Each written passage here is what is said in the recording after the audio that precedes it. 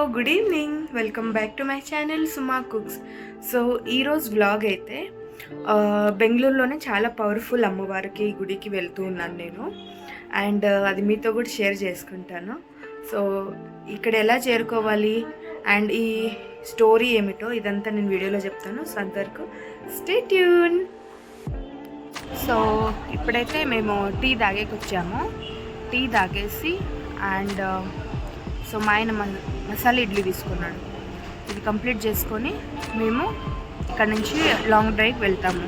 ఆ టెంపుల్ని మీకు చూపిస్తాను, మీరు దర్శనం చేసుకోండి.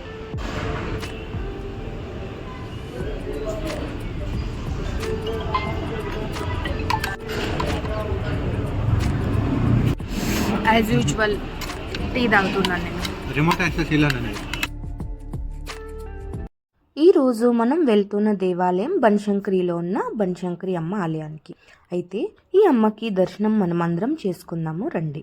అలాగే ఈ దేవాలయానికి ఎలా చేరుకోవాలో, ఇక్కడ ఉన్న చుట్టుపక్కల ప్లేసెస్ ఏమేమి కవర్ చేయొచ్చో అన్నీ ఈ వీడియోలో నేను చెప్తాను.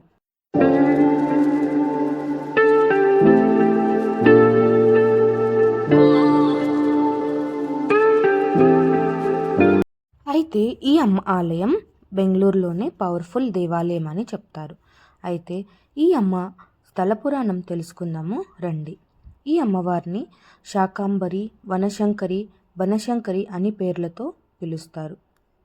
స్కందపురాణం ప్రకారం దుర్గాముసుర రాక్షసుడు అక్కడ ప్రజల్ని చాలా ఇబ్బంది పెట్టాడంట. అయితే ఆ ప్రజలు ఆ రాక్షసుని బాధ తట్టుకోలేక దేవుడికి యజ్ఞాలు పూజలు చేశారంట. అయితే ఆ యజ్ఞం చేస్తున్నంతగా ఆ యజ్ఞం నుంచి ఈ అమ్మవారు శాకాంబరి రూపంలో ఉద్భవించి ఆ రాక్షసుని సంహరిస్తుంది. అయితే ఈ అమ్మవారు పార్వతి అంశమే అని భావిస్తారు. అలాగే ఈ దేవాలయం ముందు అడవిలాగా ఉండేదట. ఆ అడవి పేరు తిలాకారణ్య అడవి. అమ్మవారు అక్కడ ఉన్న ప్రజలకి అన్నదానం ప్రసాదించింది. అలాగే ఈ దేవాలయం చుట్టూ టెంకాయ చెట్లు మరియు తమలపాకు చెట్లు ఉండగా అందుకు అక్కడ ఉన్న ప్రజలు ఈ అమ్మకి శాకాంబరి అని పేరు ఇచ్చారు. అయితే ఈ అమ్మవారిని మనం మనసులో ఉన్న కోరికలు చెప్పుకొని ఇలా ఈ శిలను పట్టుకుంటే సో మన చేతులు ఏముందో అది ఆటోమేటిక్గా మూవ్ అయ్యి మన మనసులో ఉన్న కోరిక 1 year ఆర్ 15 daysలో కూడా కంప్లీట్ అవుతుంది అని చెప్తారు.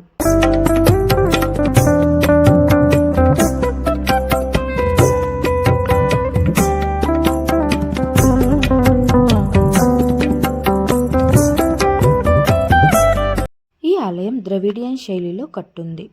ఈ అమ్మవారికి ముందుగా కళ్ళుప్పు ప్రసాదిస్తే మనసులో ఉన్న కోరికలు తీరుతాయని కూడా నమ్మకం. ఈ ఆలయం పొద్దున్నే 5:30 నుండి మధ్యాహ్నం 1 గంట వరకు ఓపెన్ ఉంటుంది మరియు సాయంకాల వేళ 4:30 నుంచి 8 గంటల వరకు ఓపెన్ ఉంటుంది. ఈ ఆలయానికి చేరుకోవాలి అంటే మీరు మజెస్టిక్ నుండి బస్సెస్ అండ్ ఆల్సో మెట్రోస్ కూడా అవైలబుల్ ఉంటాయి. మెట్రో నుంచి మీరు వాకేబుల్ డిస్టెన్స్లో ఈ దేవాలయానికి అయితే చేరుకోవచ్చు.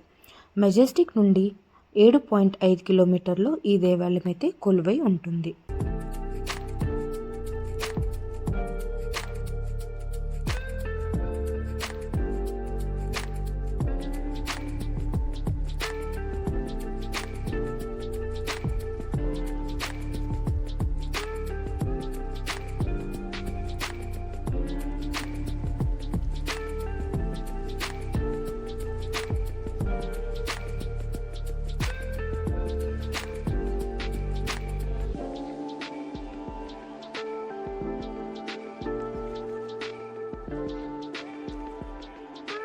దర్శనం అయితే అయిపోయింది అండ్ మేమైతే ఇప్పుడు ఇంటికి వెళ్ళిపోతూ ఉన్నాము.